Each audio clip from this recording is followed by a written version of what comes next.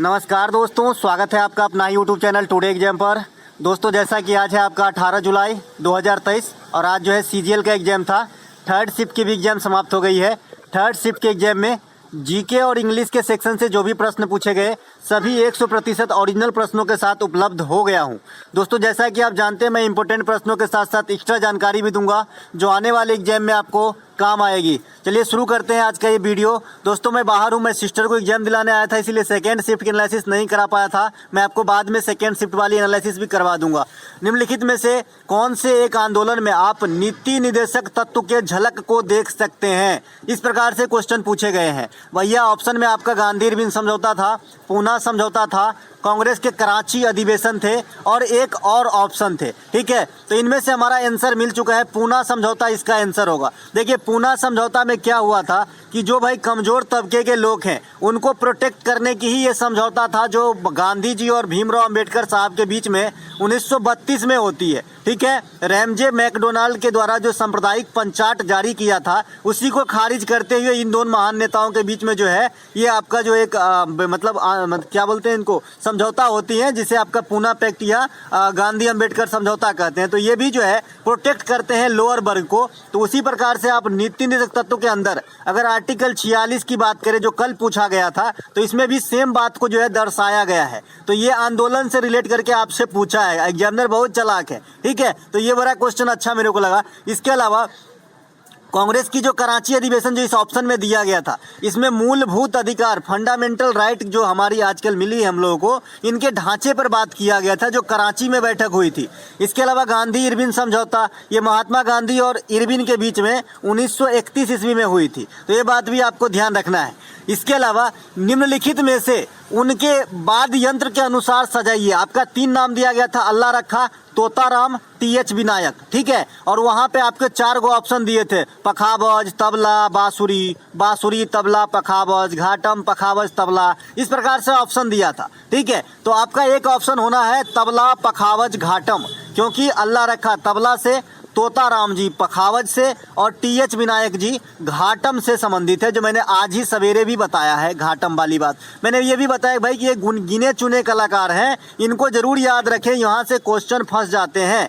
देखिए आपके नीचे में लिखा भी है, यही एक्स्ट्रा फैक्ट मैं सवेरे बताया था। टीएच विनायक जो है घाटम के मशहूर वादक हैं। अन्नपूर्णा देवी सुरबहार की वादिका हैं, इन्हें भी ध्यान रखें, ये भी जो है गिनी चुनी है। पंडित राम नारायण साहब सुकूर खान है ना, पंडित राम नारायण, सुकूर खान, सबरी खान, ये सब क्या है भाई, ये सब है आपके सारंगी के वादक हैं, है ना। असद अली खान ये रुद्र बीना से संबंधित है ना। बिस्मिल्लाह खान शहनाई से संबंधित है। तो जो कम है संतूर से भी कम है भाई, पंडित शिव कुमार शर्मा संतूर है, राहुल शर्मा संतूर है, भजन सुपारी संतूर है, ये 3 ही है, तो इन्हें भी ध्यान रखेंगे, है ना। तो संतूर से भी कम है, तो जो कम है ना वहीं से क्वेश्चन आ रहे हैं, जिसमें कम कैरेक्टर हैं आपके वहीं से क्वेश्चन आ रहे हैं, है ना। तो ये भी आपको ध्यान रखना है। इसके अलावा वी आर विंग्स किस ओलंपिक या फिर किस खेल से जुड़ी हुई टैगलाइन है? इस प्रकार की क्वेश्चन आपको देखने को मिला हुआ है। ठीक है, देखिए ऑप्शन में आपका Tokyo Olympic, Tokyo para Olympic, Rio Olympic, इस प्रकार का कुछ दिया गया था और एक और खेल दिया गया था। देखिए जो टोक्यो ओलंपिक है ना इसमें तो नहीं होगा, इसका ये टैगलाइन नहीं है। जो टोक्यो पैरा ओलंपिक है इसका भी नहीं है। शीतकालीन ओलंपिक 2022 रियो का ये हो सकता है, मैं कंफर्म नहीं हूँ, मैं रास्ते में हूँ, है ना। और जैसा कि आप लोग न्यूज मतलब जो आवाज़ आती है बाहरी ये भी सुन रहे होंगे, है ना। तो भैया इसकी जवाब जो है आप देखिएगा क्या होगा, मुझे इसकी जवाब अभी पता नहीं है ना। तो अगर मुझे भी पता नहीं है आप जो है पता कर लीजिएगा, है ना। इसके अलावा औद्योगिक क्रांति, औद्योगिक क्रांति से एक सवाल आया है, दोनों तीनों शिफ्ट में सवाल आए हैं। देखिए मुझे इसकी जवाब इसलिए पता नहीं है क्योंकि एक ऑप्शन और नहीं है, और अगर होता भी तो ऐसा जरूरी नहीं है कि सारा जवाब मुझे पता ही होता है ना। मैं भी इंसान ही हूँ भाई, है ना। औद्योगिक क्रांति से एक प्रश्न फिर से पूछा गया है। औद्योगिक क्रांति मैंने बताया सबसे पहले आपका कहाँ पे आया था, ब्रिटेन के अंदर आया था, एशियन कंट्री में जापान के अंदर आया था। औद्योगिक क्रांति जो है सबसे पहले सूती वस्त्र उद्योग पे लागू हुई थी। औद्योगिक क्रांति समाज में पूंजीपति वर्ग, मध्यवर्गीय वर्ग और अमीर वर्ग, ये 3 वर्ग जो है विशेष रूप से जो है जन्म दिया, है ना। तो डिपेंड करता है कि क्वेश्चन क्या पूछा गया था। ठीक है, या फिर ईस्वी पूछा गया था या फिर सदी पूछा गया था, है ना, हो सकता है भाई। इसके अलावा अंग्रेजी में बात करें तो एक वीड, जैसे यहाँ पे लिखा है WEEIRD, ये सही स्पेलिंग होता है इनवर्ड का, लेकिन आपको दे रखा था WIERD। ये आपको एरर डिटेक्शन यानी मिस स्पेल्ट वाली क्वेश्चन में था, आपको एरर खोजना था, स्पेलिंग एरर। ठीक है। इसके अलावा मेवाड़ के सिसोदिया शासक अमर सिंह निम्नलिखित में से किस मुगल बादशाह के समय सहयोगी रहे थे? तो भैया ये शाहजहां के समय रहे थे, अकबर लिखा गया है, शाहजहां के समय रहे थे। ध्यान रखेंगे, जो सिसोदिया शासक अमर सिंह है ये आपका शाहजहां के शासन काल में जो है इनके दरबार में जुड़े रहे थे अमर सिंह। ठीक है। इसके अलावा तानसेन अकबर के दरबार में रहे थे। इसके अलावा राजा टोडरमल और राजा मान सिंह ये अकबर के दरबार में रहे थे। अब मुझे कोई बंधु बताएगा कि ये क्वेश्चन क्यों राइज हुआ, क्यों एग्जाम में आया? यही चीज आपको पकड़ना है अगर आप जीके जीएस पे काबू पाना चाहते हैं तो बताइए क्यों राइज हुआ। आप जानते हैं कि जो मुगल बादशाह थे वो इस्लाम धर्म को फॉलो करते थे, लेकिन इनकी धर्म क्या है भाई? टोडरमल, मान सिंह है ना, तानसेन, ये जो अमर सिंह, ये हिंदुइज्म से संबंधित है। तो भाई ऐसा कुछ एक्सेप्शनल क्वेश्चन जो बच्चे उस पर ध्यान न दे, वही क्वेश्चन हम पूछेंगे और चित्ते गिरा देंगे। ठीक है। तो इसीलिए आपके एग्जाम में ये सब क्वेश्चन पूछा जाता है, तो इन बातों पे विशेष गौर फरमाइएगा। और यहाँ पे जो अकबर लिखा है वहाँ पे शाहजहां करना है, मैं सही करके ही दूंगा आपको PDF। इन्वेटिबल का आपसे जो है सीनो पूछ लिया गया है कि इन्वेटिबल का सिनोनिम्स क्या होता है। भैया जो इनविटेबल होती है ना, अनअवॉइडेबल होता है, एक ऐसा काम जो बाध्यता से परे है, आप उसे त्याग नहीं सकते, छोड़ नहीं सकते। ठीक है, समझ रहे हैं ना? एक ऐसा कोई काम जो आप छोड़ना भी चाहे तो नहीं छोड़ सकते हैं, इसे जो कहा जाता है इनविटेबल, क्योंकि ये अपने आप में बहुत जरूरी होती है। ठीक है, चलते हैं आगे। इसके अलावा SAI sport authority of India जो भारतीय खेल प्राधिकरण है, इसकी स्थापना कब हुई? ऑप्शन में 84, 81, 61 और 92 दिया गया था, जैसा बताया मेरे जो घर के सदस्य गए थे एग्जाम देने। तो ये जो है आपके 1984 में जो है स्पोर्ट अथॉरिटी ऑफ इंडिया जो है गठन किए गए थे। और जिस दिन साई का फुल फॉर्म पूछा गया था उसी दिन मैं ये क्वेश्चन डिस्कस कर दिया था। अब काम बन जाता है आगे का आपका जी। ठीक है। तो स्पोर्ट अथॉरिटी ऑफ इंडिया की जो स्थापना है ये आपका 1984 में हुआ था। इसका फुल फॉर्म से भी क्वेश्चन राइज कर लिया है तो देख लीजिएगा, स्पोर्ट्स अथॉरिटी ऑफ इंडिया होता है। इसी प्रकार से एक बीमा क्षेत्र में कार्यरत संस्था इरडाई है, इसकी स्थापना 1999, मुख्यालय हैदराबाद में है। DRDO की स्थापना 1958 में है, मुख्यालय दिल्ली के अंदर है। इसरो की स्थापना 1969, मुख्यालय बेंगलुरु के अंदर है। बैडमिंटन एसोसिएशन ऑफ इंडिया की स्थापना 1934 में होती है। और असम की जो मुख्यमंत्री है हेमंत बिस्व शर्मा, इनसे जुड़े हुए कैरेक्टर हैं तो इनको भी ध्यान रखेंगे बैडमिंटन एसोसिएशन ऑफ इंडिया से। एक क्वेश्चन आपसे पूछ लिया है एग्जामिनर ने, यहां पर भी ये क्वेश्चन बताया हूं, जो बच्चे बोलेंगे नहीं बताया वो मतलब पढ़ता नहीं है। ठीक है। निम्नलिखित का मिलान कीजिए। श्रीलंका, भूटान, म्यांमार एक साइड दिया है, फिर ABC में आपको तीनों का भाषा दिया है। तो भाई साहब श्रीलंका का सिंगली, भूटान का जोंगखा, म्यांमार का बर्मी, कल ही ना बताया जी। और यहीं पर म्यांमार का यहाँ पे हाँ बर्मी सही है। यहाँ पे मैंने मालदीव का भी बताया था कल, और एक और बताया था चीन का भी बताया था, मंदारिन।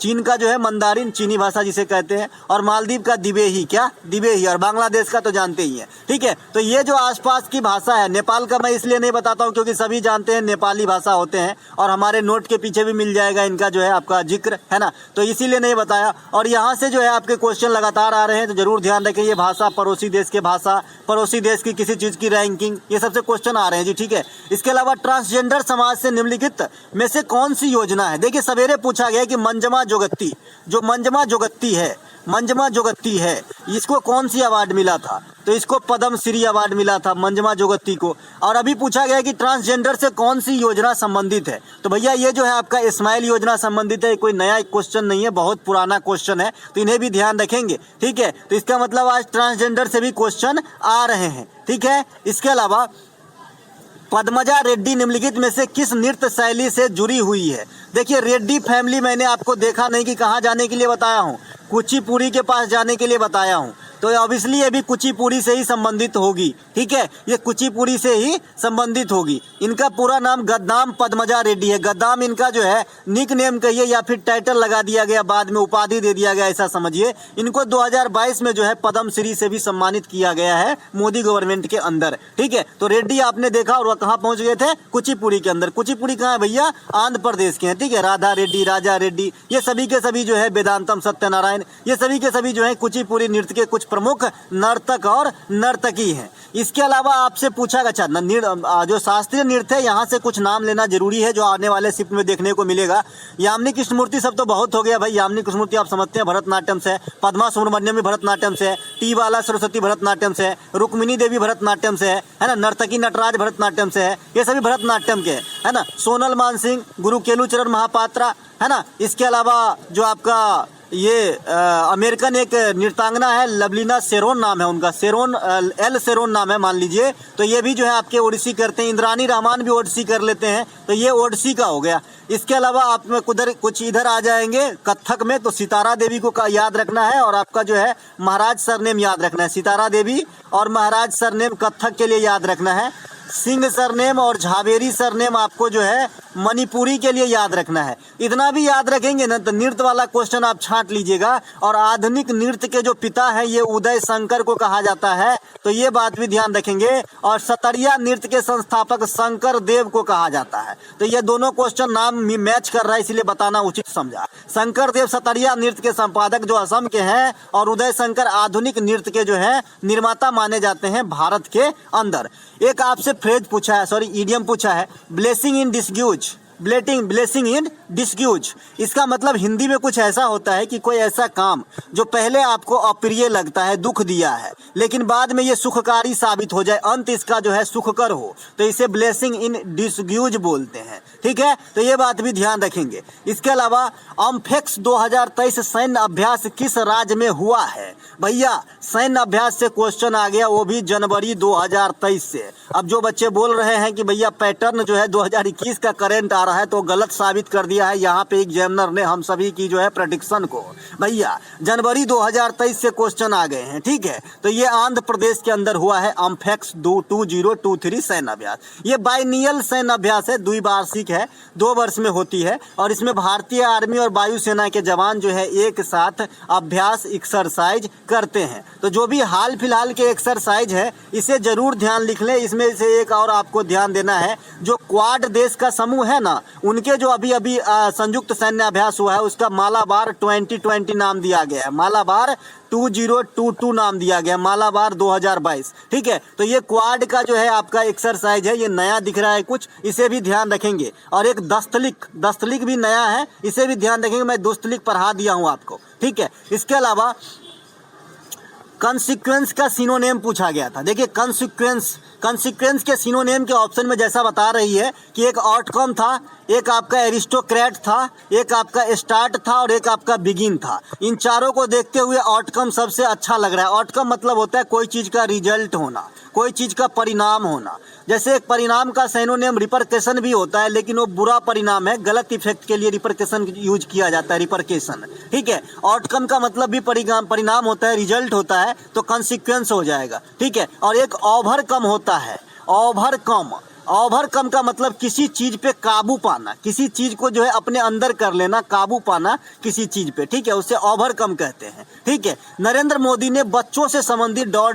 इसके आगे अगर आवाज बताती तो मैं लिखता, लेकिन नहीं बता पाया कि इसके अंदर क्या क्वेश्चन था। तो बताइएगा कि ये क्वेश्चन क्या था जिन्होंने भी आज एग्जाम दिया है। इसके अलावा अकुरेंस, देखिए आपसे जो है स्पेलिंग मिस्टेक के 3 से 4 क्वेश्चन आज पूछे गए हैं। तो स्पेलिंग मिस्टेक में एक अकुरेंस था, ओवर रिएक्ट था, एरिस्टोक्रेट था और एक और ऑप्शन था। देखिए ये जो भी आपके सामने लिखा है ये सही लिखा है, OCCURRENC अकुरेंस। इसके अलावा ओवर रिएक्ट OVER हो जाता है EACT। ठीक है, ओवर रिएक्ट में। इसके अलावा एरिस्टोक्रेट जो बहुत नोवेल टाइप के लोग होते हैं, है ना, ARISTOCRAT एरिस्टोक्रेट, ई भी होगा लास्ट में, है ना, इसमें थोड़ा सा डॉट है, यही शायद होगा एरिस्टोक्रेट CRAT सी। ठीक है भाई, ये भी ठीक है। एक और ऑप्शन था, तो हो सकता है कि वही ऑप्शन गड़बड़ हो, या तो मैं इसी में से कोई गड़बड़ दिया होगा, मुझे तो ये पता नहीं कि कौन सा गड़बड़ करके दिया गया था, लेकिन ये सब ऑप्शन में था। स्पेलिंग जो है आपसे पूछा गया था कि किसका सही है किसका गलत है। इसके अलावा Raman lives in the apartment which is beside है, ये बेस्ट नहीं है, बिसाइड है ना, BESIDE beside lake, no error, या फिर एरर है या नहीं आपसे पूछा गया था। देखिए रमन लिव्स है, रमन सिंगुलर, लिव्स अपने आप में V5 आ गया, बहुत अच्छा प्रेजेंट इंडेफिनिट का सेंटेंस है, तो इसमें कोई दिक्कत नहीं है, कोई दिक्कत नहीं है। ठीक है, यहाँ पर जो गड़बड़ है यहाँ पे गड़बड़ है इन द अपार्टमेंट। भाई ये अपार्टमेंट पहले से ही जाना पहचाना नहीं है ना, तो ये द क्यों होगा, यहाँ पे ए लगाना चाहिए, इन अ अपार्टमेंट लगाना चाहिए। ठीक है, तो मेरे ख्याल से तो यहाँ पे द को हटा के ए लगाना है। आप लोग बताइएगा कि इसका आंसर क्या होगा, बिकॉज यहाँ पे जो आप इच देख रहे हैं तो प्रेजेंट के हिसाब से इज एकदम सही है। व्हिच जो है कोई निर्जीव चीज के रिलेटिव प्रोनाउन का काम करता है, तो व्हिच अपने आप में भी सही है ना। और बिसाइड का मतलब बगल में होता है, बिसाइड भी बिसाइड का मतलब बगल में, ये बिसाइड में भी थोड़ा सा डॉट लग रहा है क्योंकि लेक के किनारे, तो बैंक होना चाहिए, है ना। तो देखिएगा कि इसमें क्या गलती है। ठीक है,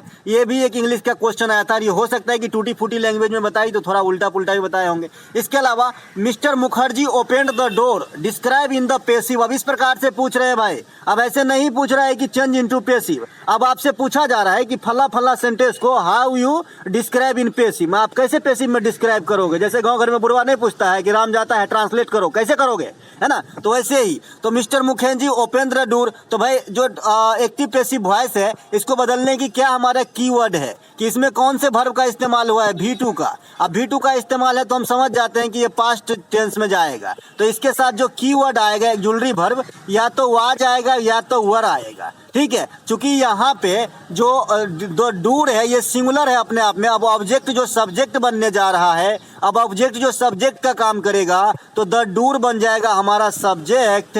तो इसके साथ सिंगुलर वर्ब आना है, तो इन दोनों की से मुझे उठाना है वाज वर से, तो मैं उसे वाज उठाऊंगा। इतना ही पकड़ोगे ना तो आपका आंसर बन जाएगा, क्योंकि ऐसे जो ऑप्शन है दूसरा वर्ब के यूज करके दिया रहता है। ये क्वेश्चन एक्चुअली पूछता ही है कि बच्चे को वॉइस के बारे में थोड़ा सा भी जानकारी है कि नहीं। तो इस प्रकार के क्वेश्चन पूछे गए हैं। एक क्वेश्चन आपसे पूछा गया था जीडीपी से, लेकिन जीडीपी से कोई फार्मूला पूछा है न कि आपका सूत्र पूछा है।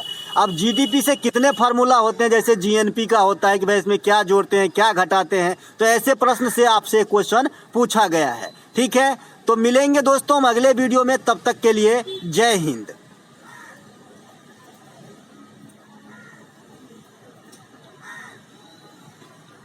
हाँ, ये पीडीएफ आपको हमारे टेलीग्राम चैनल टुडे एग्जाम पे मिल जाएगी, निशुल्क वाली ये पीडीएफ है। बहुत सारे बच्चे की क्वेरी रहती है कि कौन सा पीडीएफ जो है निशुल्क है और कौन सा शुल्क है। तो मैं आपको बता दूं कि जो रात में जो क्लास चलती है आपका 8 से 9 के बीच, जो 57 क्लास आने वाली है, वही पीडीएफ को एकमात्र पेड रखा गया है, जिसमें आपको एक ही बार 25 रुपया पे करना है और सभी पीडीएफ जो भी मैं क्लास करवाऊंगा 57, ये आपको जो है क्लास का पीडीएफ मिल जाएगा। ठीक है, 57 क्लास का, लेकिन एक ही दिन नहीं मिलेगा कि आज ही ना आपने ज्वाइन किया और आज ही चाहिए, तो ऐसा नहीं है। हर दिन मैं क्लास करवाता हूँ, आफ्टर मैं आपको जो है पीडीएफ देता हूँ। ठीक है, तो अगर वो वाली पीडीएफ अगर आपको बाय करना है तो डिस्क्रिप्शन में लिंक दिया गया है, आप क्लिक करके व्हाट्सएप पे मैसेज कीजिए, आपको सारी जानकारी दे दी जाएगी। जय हिंद दोस्तों।